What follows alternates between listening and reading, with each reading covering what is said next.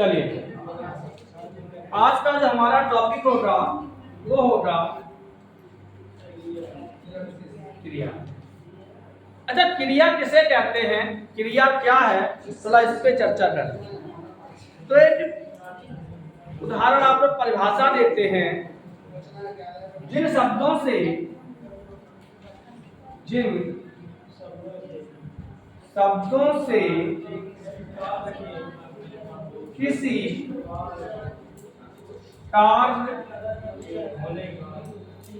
के करने या होने का बोध हो। अब तो लीजिए, जिन शब्दों से किसी कार्य के करने या होने का बोध हो उसे हम क्रिया कहते हैं। एक परिभाषा आपको दे देते हैं कि जिन शब्दों जिनसे किसी कार्य के करने या होने का बोध हो तो वो क्रिया नहीं होती। जब तक आप परिभाषा में जिन शब्दों से किसी कार्य के करने या होने का बोध होता है उसे हम क्रिया कहते हैं। अब इसमें जो शब्द आया है बोध, बोध का मतलब क्या होता है? लोग कह देते हैं कि बोध का मतलब ज्ञान होता है या भान होता है, लेकिन ज्ञान और बोध में अंतर होता है। ज्ञान क्या है और बोध क्या है? क्योंकि हमने परिभाषा पढ़ी, जिन शब्दों से किसी कार्य के करने या होने का बोध हो। जैसे हमने पढ़ा राम पुस्तक पढ़ता है, पढ़ रहा है, पढ़ता होगा, या राम ने पुस्तक पढ़ी। तो ये क्या है? ये शब्द है। क्या है? शब्द है। और इन शब्दों से हमें एक बोध हो रहा है। एक तुरंत ही तो पढ़ा हमने कि हमने परिभाषा है कि जिन शब्दों से किसी कार्य के करने या होने का बोध हो। बोध का मतलब होता है तुरंत उत्पन्न ज्ञान। तुरंत उत्पन्न ज्ञान को हम बोध कहते हैं। ज्ञान किसे कहते हैं? जैसे छोटा सा बालक है, आप उसको लैंप के सामने या आग के सामने बैठा लीजिए तो बार बार वो उस आग को पकड़ने का प्रयास करेगा, लैंप को, और आप बार बार न तत्ता, और जैसे वो छुएगा, जब वो जल जाएगा तुरंत उसे ज्ञान उत्पन्न होगा। बोध से क्या बना? ज्ञान। दूसरे दिन से वो टांग लगे पापा तत्ता। तो क्या है? हाँ, झटका ही उदाहरण देंगे अपने। तो तुरंत उत्पन्न ज्ञान को, जैसे आप चाय पीने गए, पहली बार आपको चाय मिली और आपने जैसे ही स्टील का कप है, नहीं जान पाए, आपको ये तो ज्ञान है कि चाय गर्म होती है, और जैसे ही लगाए और जीभ जल गई, आपने कप रख दो। फिर जब दोबारा तुम चाय पियेंगे और स्टील के कप में मिले है तो भाई ठंडा दियो। वो अब वो बोध नहीं रहा। बोध किस दिन था? जिस दिन आपने पहली बार चाय पी। तो तुरंत उत्पन्न ज्ञान को हम बोध कहते हैं। तो क्रिया की परिभाषा है कि जिन शब्दों से किसी कार्य के करने या होने का बोध होता है उसे हम क्रिया कहते हैं। अब बात आती है क्रिया कैसे बनती है, क्रिया का मूल रूप क्या है? तो क्रिया का मूल रूप होता है धातु।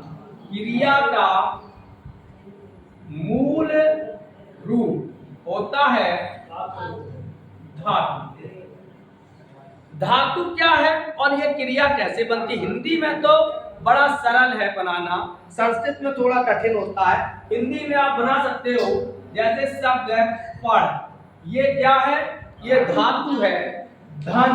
इसमें यदि हम ना प्रत्यय जोड़ेंगे तो शब्द हो जाएगा पढ़ना। तो पढ़ धातु है। क्या है? धातु है, यानी धातु का मूल रूप क्रिया का मूल रूप क्या कहलाता है? धातु। ना हो गया हमारा प्रत्यय और ये बन गई क्रिया।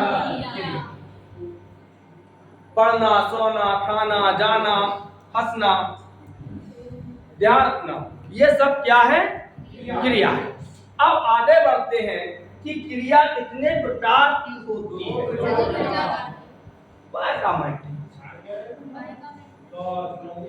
लिखियो, क्रिया का मूल रूप धातु होता है। अब बात आती है क्रिया के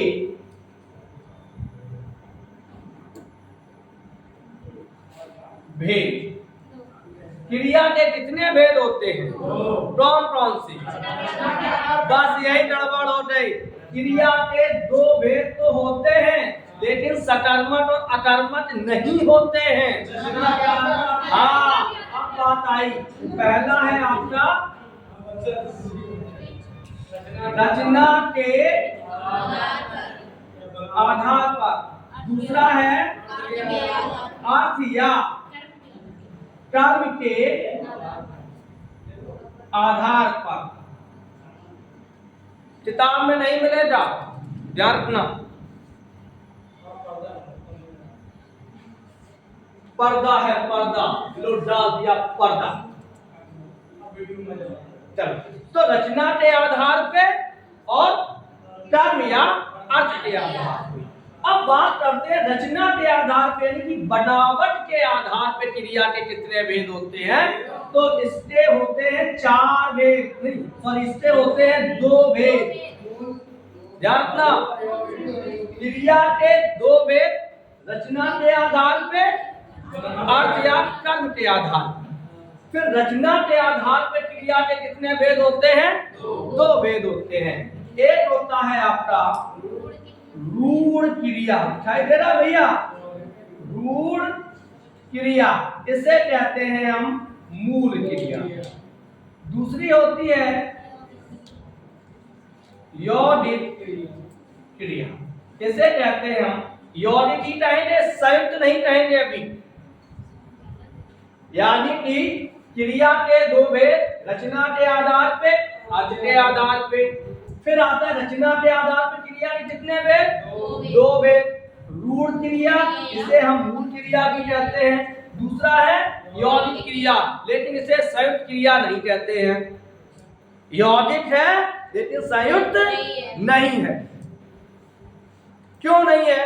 क्योंकि जब पूछा जाता है कि यौगिक क्रिया के कितने भेद होते हैं, तो यौगिक क्रिया के 4 भेद होते हैं। और एक भी प्रश्न ऐसा नहीं बता रहा हूं जो पूछा ना गया हो कि क्रिया के कितने भेद हैं। 2। अधिकतर लोगों की जुबान पे रहता है सकर्मक और अकर्मक। बात सही है, 2 भेद हैं, लेकिन कौन कौन से हैं? अर्थ के आधार पे, रचना के आधार पे, अर्थ या कर्म के आधार पे। जब हम अर्थ और कर्म के आधार पे जाएंगे तो यहाँ पर हम 2 भेद लिखेंगे, सकर्मक और अकर्मक। लेकिन रचना के आधार पर क्रिया के कितने भेद लिखेंगे? 2। कौन कौन से? रूढ़ क्रिया या यौगिक क्रिया। अब बात करते हैं हम लोग रचना के आधार पे क्रिया का पहला भेद है रूढ़ क्रिया।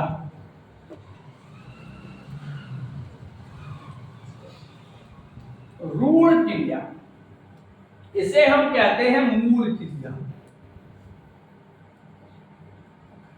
केवल सुन लीजिए, जरा सी बात है कि जो क्रियाएं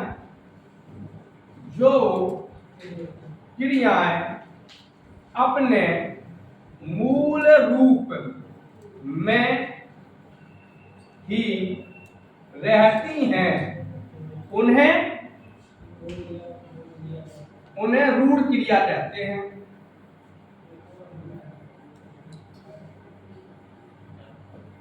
जो क्रियाएं अपने मूल रूप में रहती हैं।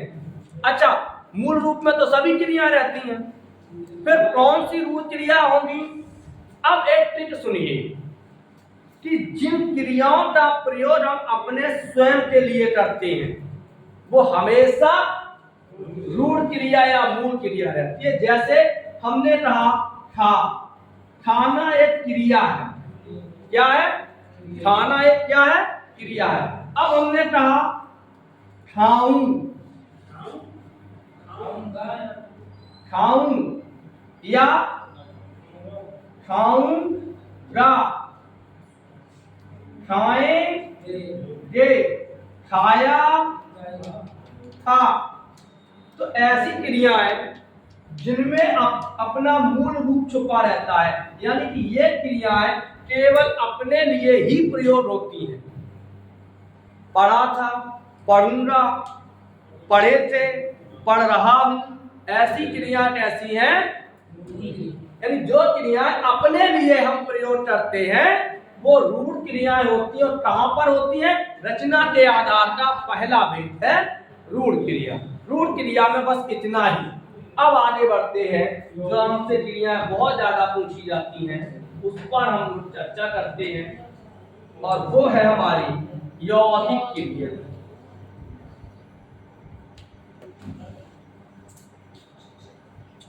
अच्छा बताएं भाई, यौगिक क्रिया के कितने भेद होते हैं? चार भेद होते हैं। ध्यान रहेगा। मूल क्रिया के कितने भेद होते हैं? मूल क्रिया के कितने भेद होते हैं? एक भी नहीं होते। मूल क्रिया स्वयं में मूल होती है। फिर कहां बैठे रहा? बटो नहीं, जो भटक गया वो अटक गया, जो अटक गया तो लटक गया, तो भटको नहीं। अरे हमने ये तो नहीं कहा, आपने कहा कि भटक गई, तो एक कहावत है, जो भटक गया सो अटक गया, जो अटक गया सो लटक गया। तो चलो, यौगिक क्रिया के चार भेद ध्यान से समझना, भूल मत जाना। नहीं पहेलिया आवेगा, दाना डालेगा, बस मत जाना। कहने मतलब रट्टू ना बनो। चलो सबसे पहले बताते हैं, यौगिक क्रिया में पहली क्रिया है प्रेरणार्थक क्रिया, दूसरी है संयुक्त क्रिया, तीसरी है नाम धातु क्रिया, और चौथी है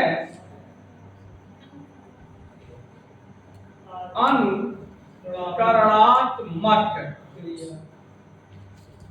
क्रिया। अगर कभी भेद आ जाए कि नाम धातु क्रिया क्या है, तो यौगिक क्रिया है। किसके आधार पे है? रचना के आधार पे।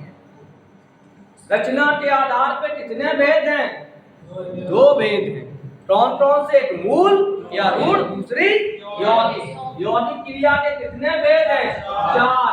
पहली है प्रेरणार्थक क्रिया, दूसरी है संयुक्त क्रिया, तीसरी है और चौथी है अनुकरणात्मक क्रिया। ध्यान से रखना, इन्हें खोने मत देना, क्योंकि ये किताबों में पूरा उन्होंने क्रिया लिखा, पूरा एक ट्रक उतार दिया अधिकतर जो आप लोग पढ़ते हैं। चलिए सबसे पहले बात करते हैं प्रेरणार्थक। प्रेरणा धन, अर्थ धन, अर्थ। प्रेरणार्थक में अर्थक शब्द का मतलब होता है अर्थ से संबंधित। अर्थक में कौन सा प्रत्यय है? अट प्रत्यय है। अट का मतलब लेखक, लेख से संबंधित। यदि हम अट में, यदि हम अर्थ में इट प्रत्यय लगा दे तो शब्द कौन सा बनेगा? तो शब्द बन जाएगा आर्थिक, क्योंकि जिस पद में इट प्रत्यय लगता है उसका पहले वाला वर्ण दीर्घ हो जाता है। क्लियर है? आगे बढ़ते हैं। आप तो कुछ समझ जाए, मैया खाते आए हो तो बड़े एनर्जी से पढ़िए। तो प्रेरणा का मतलब क्या होता है? प्रेरणा ली भी जाती है और प्रेरणा दी भी जाती है। प्रेरणा का मतलब होता है, कोई बताएगा प्रेरणा किसे कहती है? यानी किसी से प्रभावित होना। ये तो होता है, क्रियाएं भी प्रभावित होती। जब कर्ता स्वयं काम ना करे किसी दूसरे से हम लिख सकते हैं प्रेरणार्थक क्रिया में, जहां कर्ता स्वयं कार्य न करके किसी दूसरे से या दूसरे को कार्य करने की प्रेरणा देता है।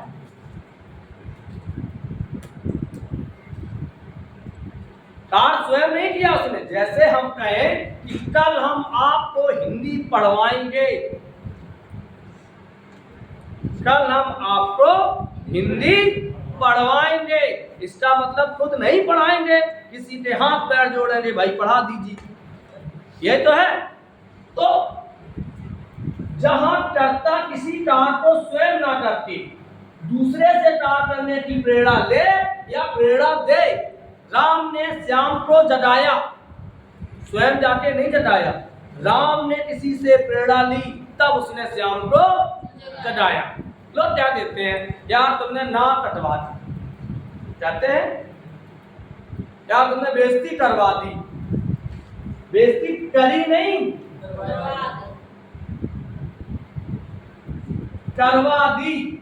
बेइज्जती यदि करी होती तो मूल क्रिया हो जाती, और करवा दी तो दूसरे की प्रेरणा से हुई, तो ऐसे क्या कहेंगे हम, प्रेरणार्थक क्रिया। अब इससे उदाहरण समझते हैं, इसको बैठ दे भैया ऊपर वाले को, चलो समझ में आ रहा है। तो प्रेरणार्थक क्रिया के उदाहरण,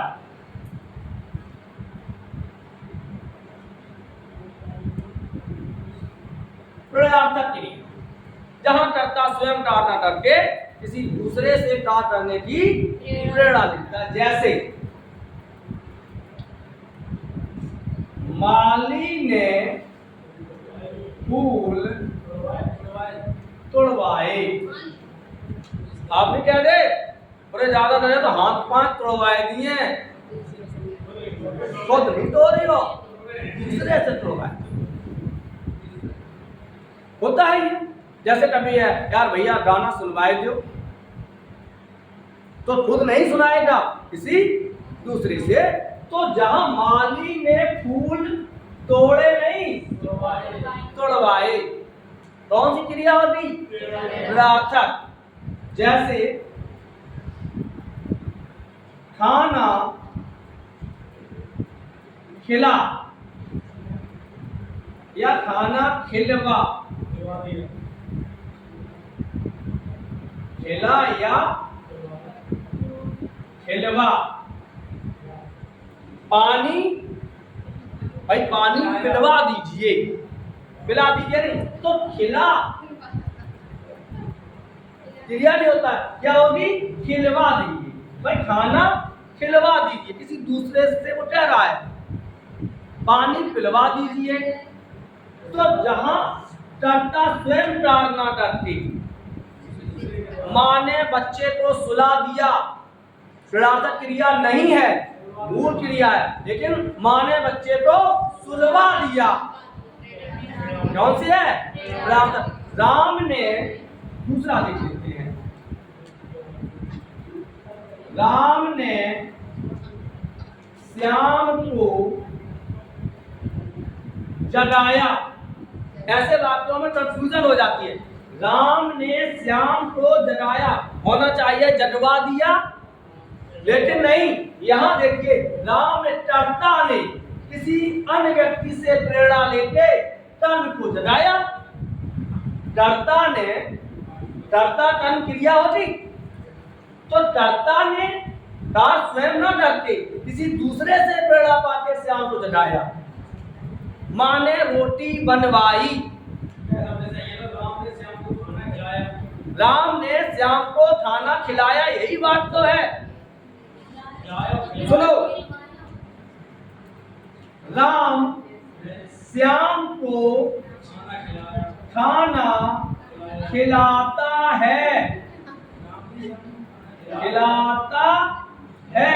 राम श्याम को खाना खिलाता है, करता स्वयं कार्य कर रहा है, तो प्रेरणार्थक होगी। अरे जैसे राम, देखिए दोनों शब्द हैं, बात तो समझिए। राम श्याम को भोजन खिलाता है, स्वयं खिला रहा है। राम ने श्याम को भोजन खिलाया, किसी दूसरे के माध्यम से खिलाया, प्रेरणा पाकर। भाई जैसे कभी कभी आप मेरे पास पैसे नहीं हैं और कोई मेरे पास आ गया कि भैया यार पानी पिलवा दीजिए, हैं, तो हमने इनसे कहा ना भाई पानी पिला दीजिए, ऊपर से बोतल लेते आइए। तो अब आप क्या कहोगे कि यार दुकानदार के पास जाओगे, भैया इन्हें 4 कचौड़ी दे दीजिए, पैसे कौन देगा? पैसे हम दे रहे हैं। अब दुकानदार ने पूछा कि क्या है, तो आप कहोगे यार फलाने ने कह दी उनके चक्कर में आए। ये कहते हैं कि फलाने के चक्कर में फंस रहे, इन्हें खिलाओ पड़ लो। ये है जैसे कोई व्यक्ति जा रहा है कहीं, आप कहीं जा रहे हो और आपके पीछे आपके चाचा ने, मित्र ने एक लड़का भेज दिया कि लला जाए लगा गई हो, तो हम लोग चाचा यार भैया की ब्याह कहां से पलने पड़ेगी। ये तो कहते हैं जैसे मेरे पुत्र को लिवा ले जाना। अब हम आपसे कह रहे मेरे पुत्र को लिवा ले जाना, हम जब किसी दूसरे, अब यहां देखिए ध्यान रखना, राम ने श्याम को जगाया या राम ने किसी की प्रेरणा से श्याम को जगाया। लेकिन राम श्याम को जगाता है, राम श्याम को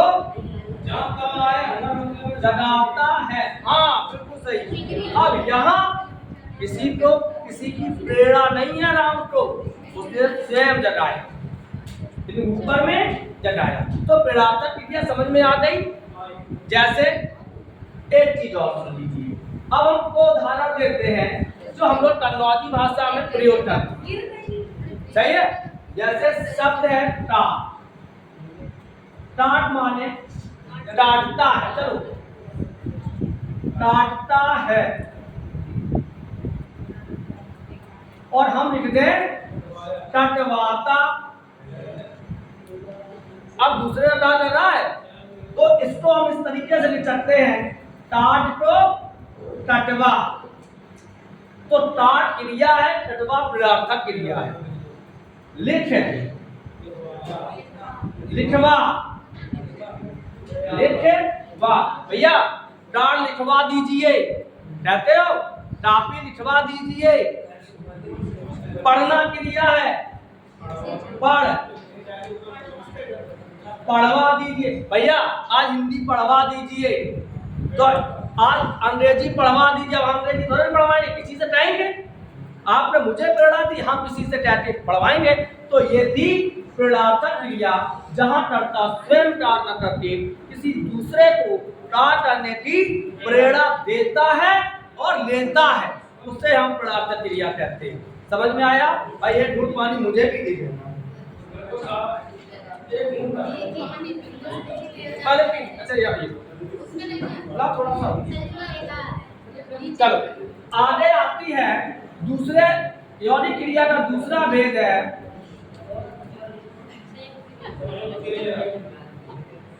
सहज क्रिया। इसके लगभग 13 भेद होते हैं। कितने होते हैं? 13 भेद होते हैं। सहज क्रिया, अच्छा सहज क्रिया कहते किसे हैं? भाई देखो एक चीज सुन लीजिए, ध्यान से पढ़िए, मेहनत पड़ती है। अब बब्बर आपको भी काटना है तो बब्बर हमको भी काटना होता है, लपेट दिए कोई मतलब नहीं रहे, सीख लो। अब मेरे पास क्षमता है कि 1 घंटा में 4 टॉपिक बिल्कुल खत्म कर दें और कहो एक टॉपिक 6 घंटा चला, 6 दिन चला सकते हैं आप, पढ़ने की क्षमता रखते हैं।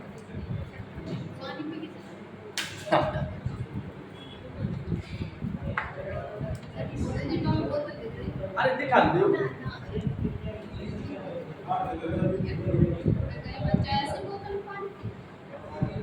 और तब सोने की बोतलें वही हैं, यही बोतलें हैं। चलो आगे बढ़ते हैं। संयुक्त क्रिया किसे कहते हैं? संयुक्त का मतलब होता है एक साथ दो क्रियाओं का आना। जैसे आ रहा, अब पहले समझ लीजिए, आ और रहा, आना भी क्रिया है और रहना भी क्रिया है। पढ़ रहा, पढ़ना भी क्रिया है और रहना भी क्रिया है। अर्थात जब दो क्रियाएं एक साथ आती हैं तो उसे हम संयुक्त क्रिया कहते हैं। चलो, या ऐसे कह सकते हैं जो क्रियाएं दो क्रियाओं से मिलकर बनती हैं उन्हें हम संयुक्त क्रिया कहते हैं। इससे 13 क्रिया हैं। पहली है प्रारंभ बोधक। देखिए पूरे 13 नहीं पढ़ाएंगे हम। प्रारंभ अगले बार में जब आपको पढ़ाएंगे शांति से तब पढ़ाएंगे। बैठ जाने तो भैया, बैठिए। बड़ी देर से दर पे आंख लगी थी, हुजूर आते आते बड़ी देर तक। वो पहले बहुत गीत एक आया था, कौन सा आया था सब भैया? तुम याद ना आया करो। चलो आगे बढ़ते। प्रारंभ बोधक क्या है? यह भी देखिए, याद आना और करना ये भी क्रिया है। देखिए आरंभ बोधक, आरंभ का मतलब किसी कार्य का प्रारंभ होना। जैसे अब इसको पहचानोगे कैसे? जब किसी धातु के पीछे ले लगा हो और लगा शब्द लगा हो। लगना, ध्यान समझना, धातु हो, ने हो और लगना हो। जैसे धातु है पढ़, ध्यान ने, क्या हो गया? पढ़ ने और दान लगा, वह पढ़ने लगा। कैसी क्रिया हो गई? संयुक्त क्रिया हो गई। कैसी हो गई? संयुक्त। पानी बरसने लगा, वह खाने लगा। सही है? पढ़ाई होने लगी। ऐसे तो होता है। तो इसे हम क्या कहेंगे? संयुक्त क्रिया में प्रारंभ। अब बात आ जाए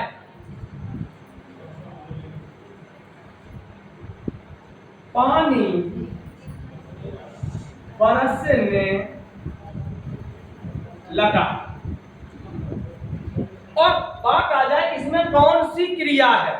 तो सबसे पहले आपको जो ऑप्शन होंगे वो ये ऑप्शन नहीं मिलेगा।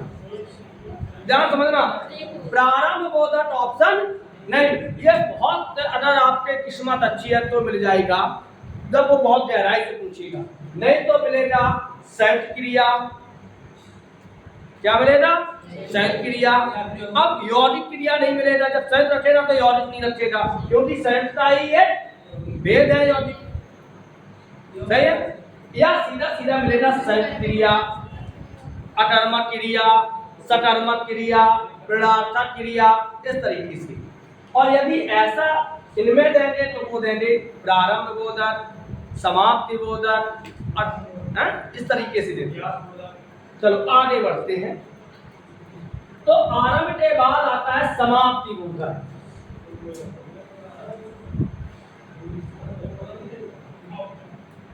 समाप्ति बोधक, जहां कार्य की समाप्ति का बोध हो, वह पढ़ चुका, यानी धातु के साथ चुकना शब्द लगा हो, वह जा चुका, बात बात हो चुकी। सही है? परीक्षाएं हो चुकी, वह आ चुका। तो आरंभ बोधक तो समाप्ति बोधक हो गई। फिर आती है अवकाश बोधक।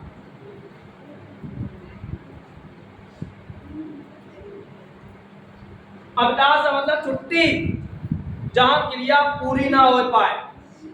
आप गेस्ट हाउस में गए भोजन करने के लिए, और जैसी पत्तल पे आपने खाना खाके दो ठाड़े आंधी आई गई,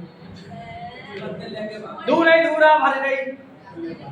अब बताओ, खाना खाया, बहुत ज्यादा गर्मी है, लाइट आ नहीं रही है, खटिया बाहर डालो तो बूंदे पड़ रही, भीतर डालो तो गर्मी, सवेरे आप कहो भैया यार सोए नहीं पाए, चाय है ला दे जा भाई, नहीं दे जा है? तो सो ना पाया, पढ़ने ना पाया, हम वहां जाने ना पाए, क्रिया कैसी है? अविकाश बोधक। कैसी है? अविकाश बोधक। इसके बाद आती है अनिश्चितता बोधक।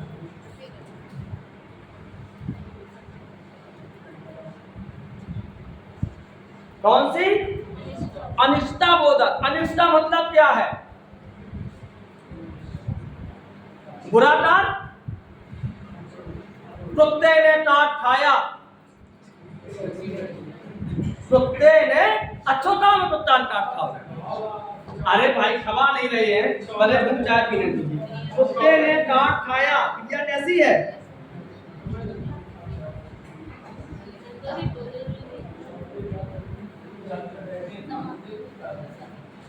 चलिए आगे बढ़ते हैं।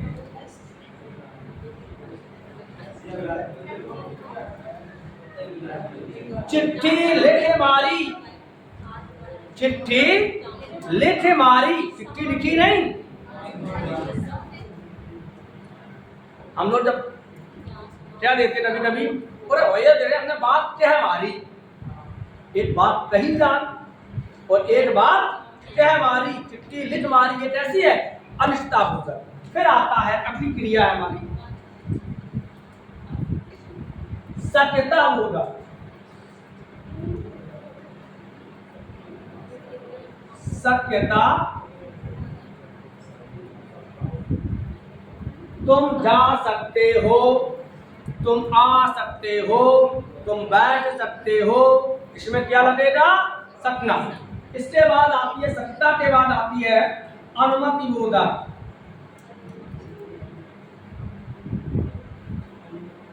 अनुमति बोधक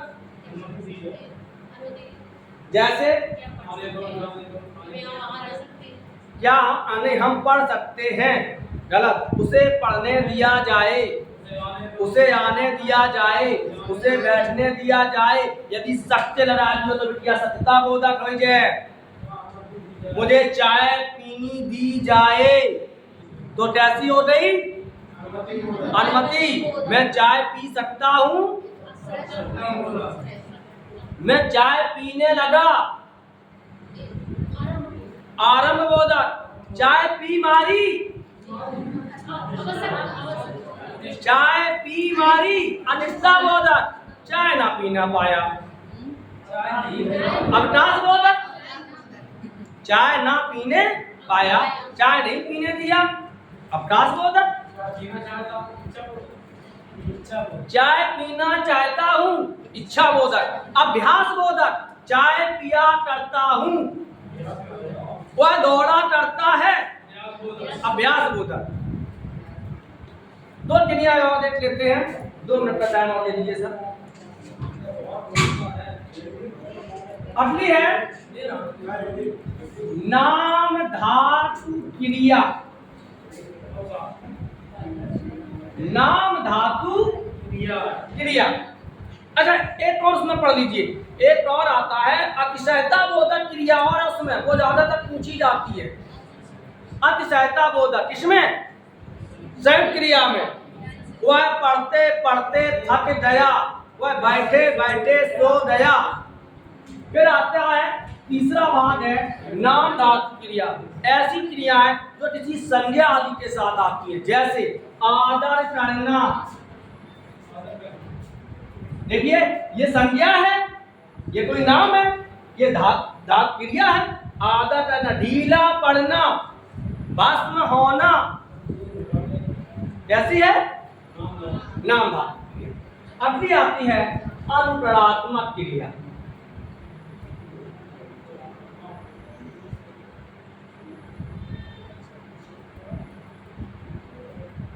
अनुप्राणात्मक क्रिया ऐसी क्रियाएं जो किसी कल्पित ध्वनि से बनती हैं, कल्पित या वास्तविक ध्वनि से बनती हैं, किसी आवाज से बन जाए। जैसे सनसन से सनसनाना, थरथर से थरथराना, टपटप से टपटपाना, खटखटाना, सठियाना, बतियाना, लतियाना। कैसी है? अनुप्राणात्मक क्रिया है। पिपयाना, हृदयाना, जरयाना, क्रिया कैसी है?